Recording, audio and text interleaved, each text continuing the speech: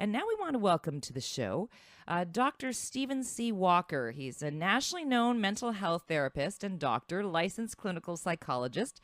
He's got a doctorate degree in clinical psychology, master's degree in counseling psychology. Seriously, clean yourself up, sir. Try to go to school and learn something. How are you, Dr. Walker? Hey, Carla. How are you? Thanks for having me on. My pleasure. So this is a really fascinating topic because everybody, I mean, this is supply and demand. Everybody's got a fear. Everyone walking the Right. face of the earth. And what are the most common fears that you help people with? Well, honestly, Carla, I think the main fear that people struggle with in general is the fear of having issues, the fear of weakness, the fear of being perceived as not being totally together. I mean, if you ask yourself, who do you know in your immediate circle of friends and your family who doesn't have issues? Who do we know that are these perfect people on the planet who don't walk around with pains from their past, somebody letting them down, hurt, being rejected, being judged? And I think the fear that I see kind of gripping our society in general right now is this idea that there's something wrong with having issues. There's something wrong with having emotional and psychological problems that are holding them back or holding them in a place where they're not really achieving their true potential. So to answer your question, fear of self, fear of yourself, fear of who you are as a person. Well, I mean, if you see me in the morning, I am kind of terrifying, but I embrace issues. I like to say that I have more issues than Rolling Stone magazine. Like, I decided for a while I was such a perfectionist and a straight A student and valedictorian and all those things. And then you grow up a bit and you're like, okay, I'm kind of a wreck. And then I decide to make it sexy. I'm like, I'm going to have my next nervous breakdown catered, maybe hire a DJ. And I just find with comedy, I can finally embrace those. But I've never understood fear of failure. Or not, no, sorry, fear of success. I've totally understood fear of failure, which I know I suffer from, but I've never understood the fear of success. Can you walk Gayanne and I? By the way, this is Gayanne Bruno, my buddy. She's here in Malibu, Dr. Stephen C. Walker. Walk us through fear of success. Fine, Dr. Walker. How are you? Good. Thanks for having me on. So talk to us about fear of success. People, is it that they use the secret, they get everything they want, and then that panics them, or they're worried about having too much money or too many foxy ladies? I don't understand it. So tell us about that one. Yeah, that one's kind of bandied about in pop psychology in our society, that it's, what you're really afraid of is the fear of success. And, the clearest way I can kind of picture that for people is this. If I were to get everything that I wanted, if I had the perfect job, if I had the perfect wife, or husband, or if I had the perfect nose job or face or whatever, how would I really feel? How would that really change my internal state of mind? And the reality of the situation is the fear of success is just it's disguised by this fear we have that we're never going to really achieve true perfection. We're never going to get to a point in our lives where we feel everything is perfect. And that fear really motivates people to not even try. Because a lot of times, like a lot of my clients will say, well, I have the perfect house, my husband's making a ton of money, but yet I'm not happy. Why is that? Am I afraid of success? And it's not that you're afraid of success. The reality of it is you're afraid that you're not perfect, that you're not going to achieve something that you've been dreaming about for years, which is peace of mind. No money, no person, no diet, no nose job, no any of that is going to fix what people are lacking inside of themselves. And what I see as a fear is people are just addicted to beating themselves up. They're addicted to not being able to accept who they are, and even more importantly, who they're not. So we're all a little bit like Edward Norton in Fight Club, just pounding our own face in our boss's office when no one's looking. I think it's also people, and this is a George Carlin thing too, that people are always trying to make themselves happy with external things.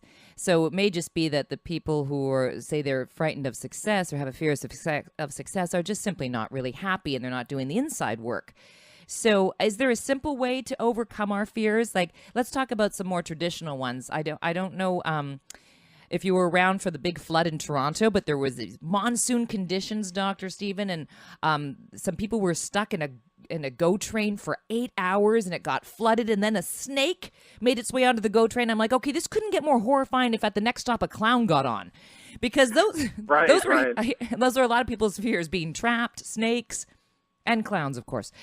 So, what's the best way to overcome our fears? Do we have to first acknowledge we have them?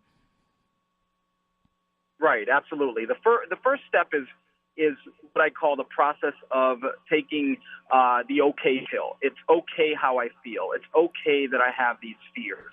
It's okay that I'm struggling with something. But see, that in of itself right there represents a huge portion of our society. People do not want to make negative emotions okay. People want to convince themselves that whatever negative feeling I'm having, there's something wrong with that. And you said something at the intro about, you had to have perfect grades or you were put under a lot of pressure as a kid. That's what we need to look to as the reason we can't do that. So is there a simple way to do it? You got to decide to what degree am I debilitated by these fears. And another fear people have is the fear of working with a psychologist or working with a counselor. Now, this Right. needs to be looked at. Every listener listening to you right now needs to ask themselves, why is it okay for me to talk so much about my dental health or my physical health, but for me to admit that I need help with my mental health? Oh, no, that I can never admit. And the question I like to ask people is a simple one. Name me one thing in our society that is not controlled by our psychological and our emotional state of mind. Name me one thing in our society that we look around. Government. Look what's happening in our government. That is all psychological. All people with issues holding on to dogmas and ways they relate to each other. So we need, as a society, to really look at, it's okay, I need to work on my mental health. There's nothing wrong with that. But Dr. Walker, this is Gayanne. Everything in our lives is controlled. We have parameters, starting with like the Catholic Church, which is where I was brought up in. That's a whole dogma. We're really not being given the opportunity to express ourselves freely without being judged. So society really is the culprit for making all of us dysfunctional. So in essence, we all are dysfunctional. We all agree that we're dysfunctional. I'm completely ADD, OCD, and dysfunctional and don't really give a crap. I used to. As I get older, I expect people to accept me. And if not, then I don't care.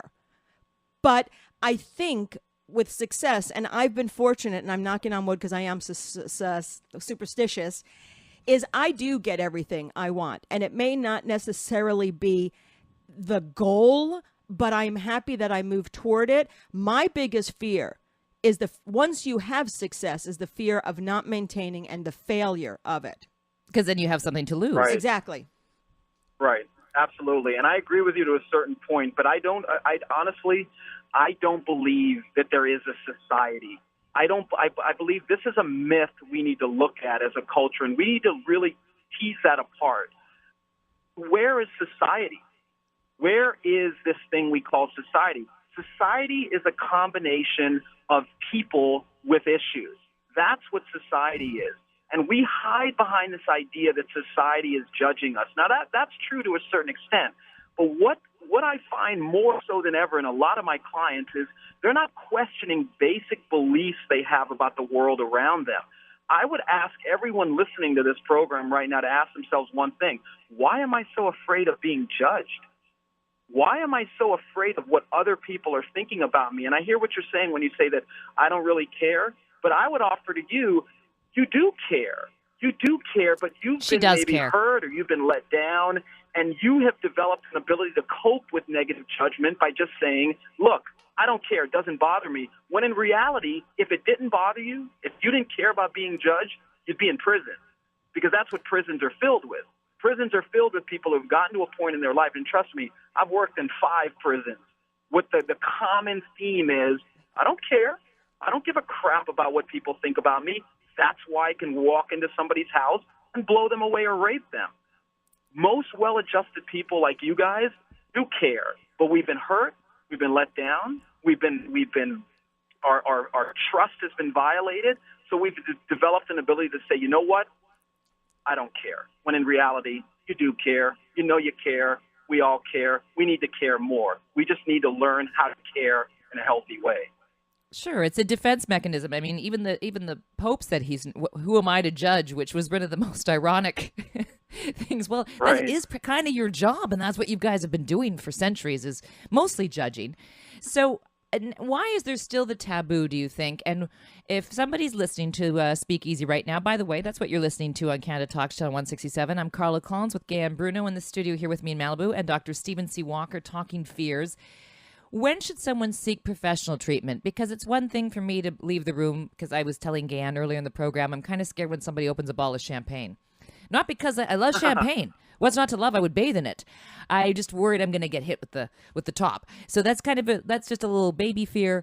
I can solve that on my own, or just go to another room, or one day just get the hell over it. But when do you think people should seek out professional treatment, contact someone such as yourself?